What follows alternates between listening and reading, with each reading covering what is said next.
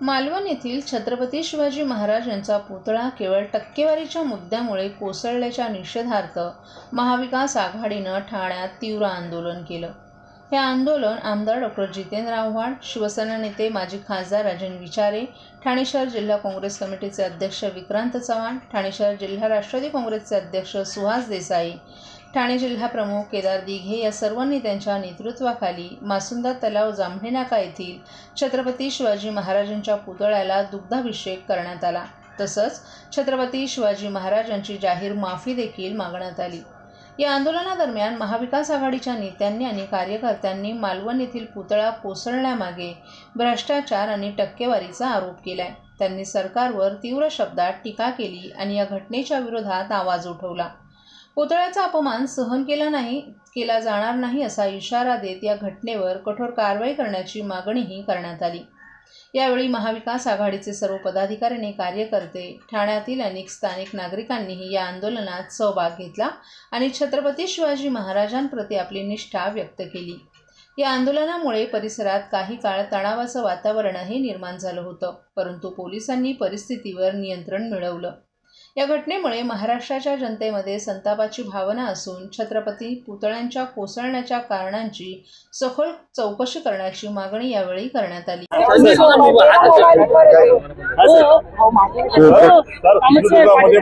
पुतळा पडला आणि महाराष्ट्रात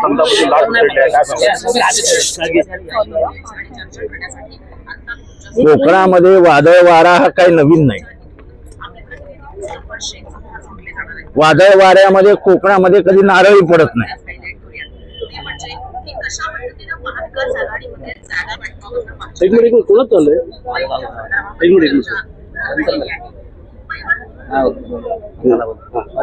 आता परत घ्या।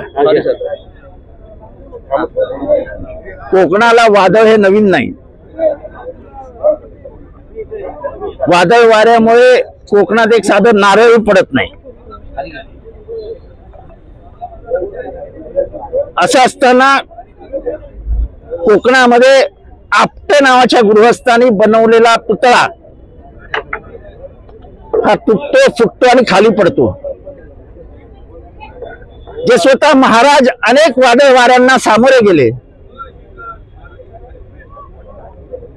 स्वराज्याची स्थापना केली आणि इथल्या रयतेला सुखी केलं। महाराष्ट्र ओळखला जातो तो शिवरायांमुळे। आज या भ्रष्ट सरकारच्या भ्रष्ट कारभारामुळे ज्याने एकही पुतळा बांधला नव्हता त्या आपटेला कॉन्ट्रॅक्ट मिळतं। पुतळा बनवायला 3-3, 4-4 वर्ष लागतात। यांनी तो 3 महिन्यात का 15 दिवसात का काहीतरी बनवला। ह्याच्यावर साधं कोणाचं लक्षही नव्हतं। तो पुतळा बघितल्यानंतर ते शिवाजी महाराज वाटतच नव्हते, पण या सरकारने कधीही काळजी घेतली नाही। आपले महाराज महाराजांसारखेच दिसले पाहिजे हे प्रत्येक मराठी माणसाच्या हृदयातली इच्छातली, मनातली नाही।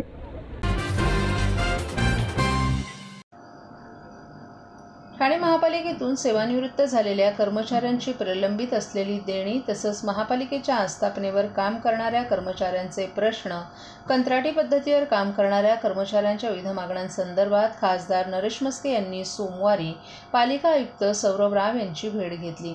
यावेळी आयुक्त राव यांना कर्मचाऱ्यांमार्फत निवेदन देऊन अनेक दिवसांपासून प्रलंबित असलेल्या कर्मचाऱ्यांच्या मागण्या, नियमानुसार देय असलेली सेवानिवृत्त कर्मचाऱ्यांची देणी याबाबत चर्चा केली। यावर पालिका आयुक्त राव यांनी सकारात्मकता दर्शवत तातडीने याबाबत निर्णय घेतला जाईल असं आश्वासन दिले। राज्य शासनाच्या धर्तीवर महापालिका आस्थापनेवर कार्यरत अधिकारी कर्मचाऱ्यांना 7वा वेतन आयोग लागू करून त्याची अंमलबजावणी करण्यात आली आहे। 7वा वेतन आयोग सन 2016 पासून मंजूर झाला होता, परंतु यावर अभ्यास करून त्याची प्रत्यक्षात अंमलबजावणी करण्यास विलंब होत असल्यानं त्यावेळी राज्याचे मुख्यमंत्री एकनाथ शिंदे आणि तत्कालीन महापौर नरेश मस्के यांच्याकडे कर्मचाऱ्यांनी वारंवार मागणी केली होती।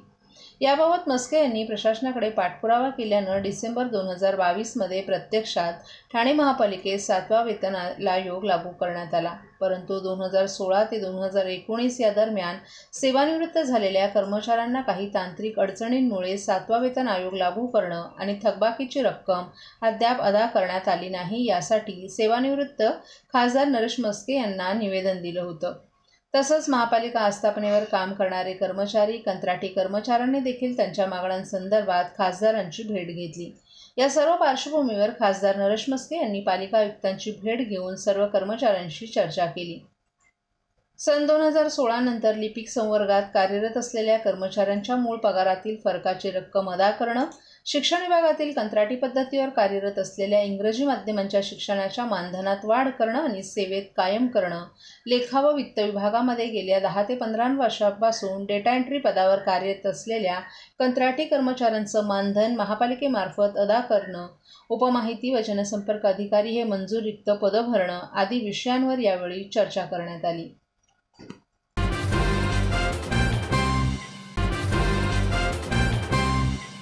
महाराष्ट्रातील भगिनींना आधार देणारी राज्य शासनाची मुख्यमंत्री माझी लाडकी बहीण योजना। या योजनेअंतर्गत अल्प उत्पन्न गटातील 21 ते 65 वयोगटाच्या भगिनींना मिळणार दरमहा 1500 रुपयांची मदत। अर्ज करण्यासाठी 31 ऑगस्ट 2024 पर्यंत मुदतवाढ। कुटुंबाचं वार्षिक उत्पन्न 2.5 लाख रुपयांपेक्षा कमी असलेल्या महिला पात्र। कुटुंबाकडे पिवळं किंवा केशरी रेशन कार्ड असल्यास उत्पन्नाचा दाखला आवश्यक नाही। पांढरं रेशन कार्ड असेल किंवा रेशन कार्ड नसेल तर कुटुंबाचं वार्षिक उत्पन्न 2.5 लाखांपेक्षा कमी असल्याचा दाखला आवश्यक। योजनेसाठीचा ऑनलाईन अर्ज नारी शक्ती दूत ॲपवरून किंवा पोर्टलवर भरता येईल। ज्या भगिनींना ऑनलाईन अर्ज भरता येत नसेल त्यांच्यासाठी अंगणवाडी, ग्रामपंचायत, वॉर्ड ऑफिस, सेतू सुविधा केंद्रामध्ये किंवा आशाताई बचत गटाच्या CRP यांची मदत उपलब्ध। आता आपल्याला अभिमानानं म्हणता येईल, सुखी आणि सुरक्षित आहे माझी लाडकी बहीण।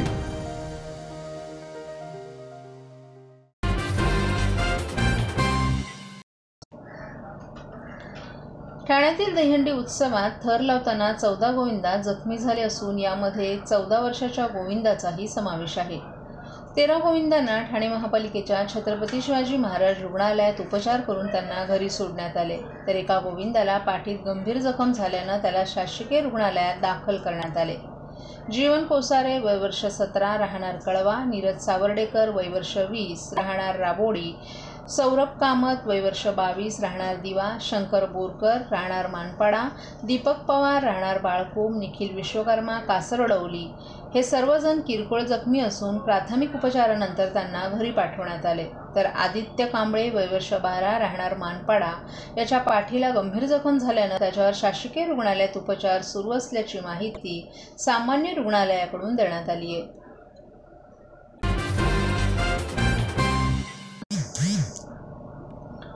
विरोधकांना किती रडगाणं गाऊ द्या, विधानसभेची दहीहंडी आम्हीच फोडणार असा दावा मुख्यमंत्री एकनाथ शिंदे यांनी काल ठाण्यातील टेंभीनाका दहीहंडी उत्सवात बोलताना केलाय, तर मागाठाणे येथील दहीहंडी उत्सवात उपमुख्यमंत्री देवेंद्र फडणवीस यांनी देखील 2024ची हंडी सुद्धा आम्हीच फोडणार असल्याचा दावा केलाय। ठाण्यातील विविध दहीहंडी कार्यक्रमांच्या ठिकाणी मुख्यमंत्री आणि उपमुख्यमंत्री देवेंद्र फडणवीसांनी भेट दिली। कितीही विरोध झाला तर एकनाथ शिंदे काम करत राहणार असा टोलाही मुख्यमंत्र्यांनी यावेळी विरोधकांना लगावला।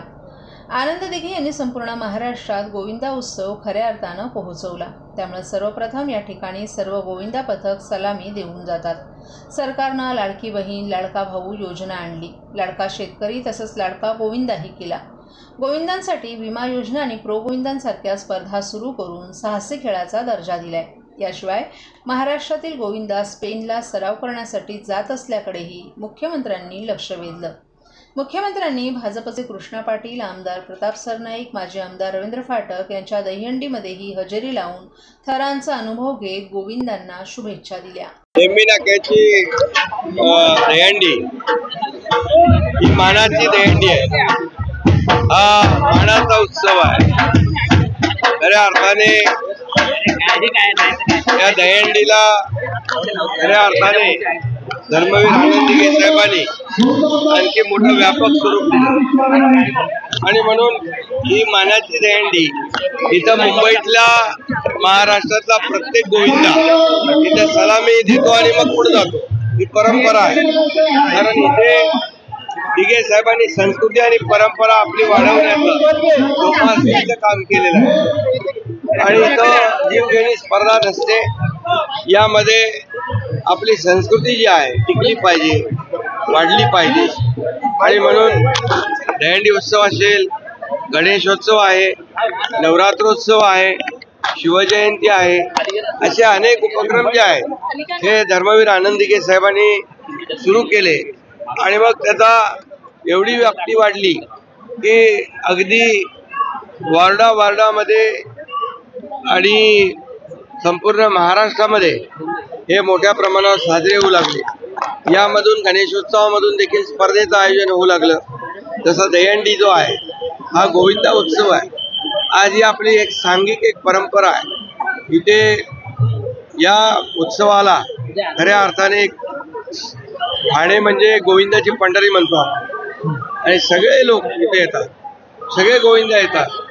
आणि दिघे साहेबांचं नेहमी सांगणं असायचं की गोविंदाला गालबोट लागता कामा नये आणि म्हणून त्यामध्ये जीवघेणी स्पर्धा असता कामा नये. म्हणून सरकारने देखील आज आपण प्रो गोविंदा केला, गोविंदाला साहसी खेळाचा दर्जा दिला. या सर्व गोविंदांचा इन्शुरन्स आपण काढला आणि मोठ्या प्रमाणावर या गोविंदांना स्पेनला आपण सरावासाठी देखील आपलं सरकार पाठवू लागलं.